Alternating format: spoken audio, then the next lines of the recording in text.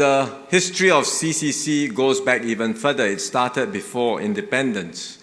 During the battle for merger, when Mr. Lee Kuan Yew visited all the constituencies to rally support, community leaders set up welcome committees to organize the visits and to get things done on the ground. Later, when racial riots broke out in 1964, these same community leaders formed goodwill committees, and they played a critical role in calming communal tensions and preserving harmony. And then when Singapore became independent, these committees evolved into the CCCs.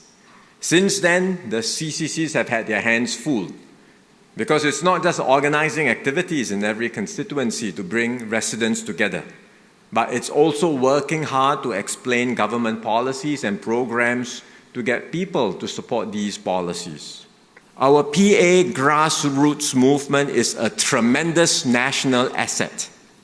We have grown the grassroots network enormously over the decades, with now over 2,000 grassroots organizations and 38,000 grassroots volunteers across Singapore. But the effectiveness of our network lies not in the numbers. It lies in how we connect with residents, how we listen, engage, and make them feel like they have a stake in our community. And let me suggest quickly 3 areas for our CCCs to focus on. First, lead your grassroots organizations and lead them to spark and nurture community participation, which is our refreshed PA mission. In other words, as CCCs, you shouldn't just provide administrative oversight.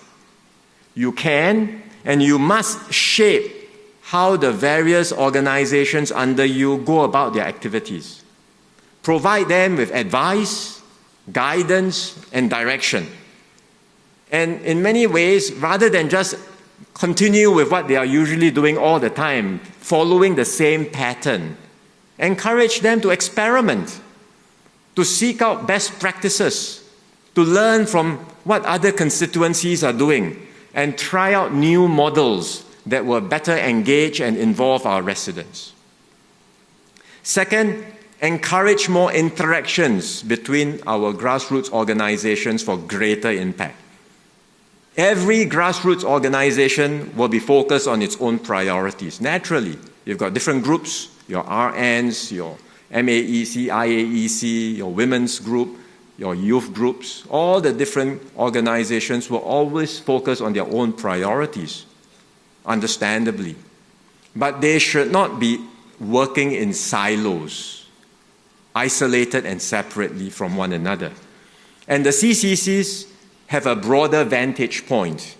As the apex body, you can see the bigger picture.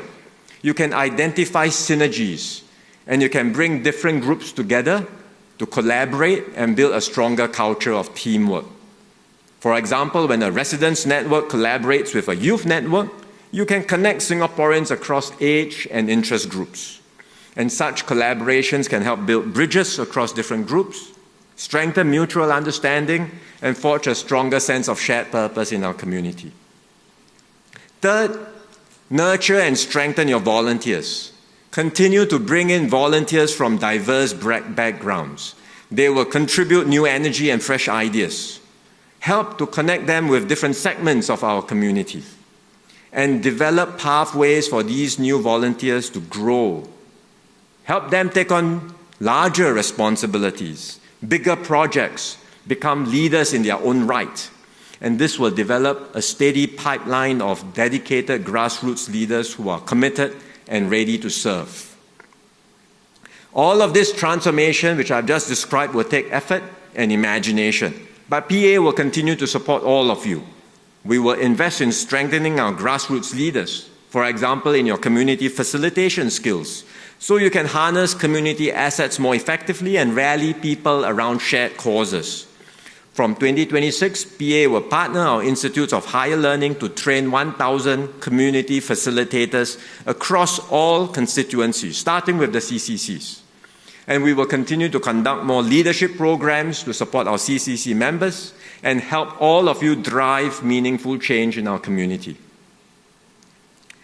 To take Singapore forward, We must be a democracy of deeds, a society where citizens put the we before me and help one another succeed. As CCC leaders, you exemplify this we first spirit. So continue to lead the way, serve with heart, and bring our fellow citizens together for the common good.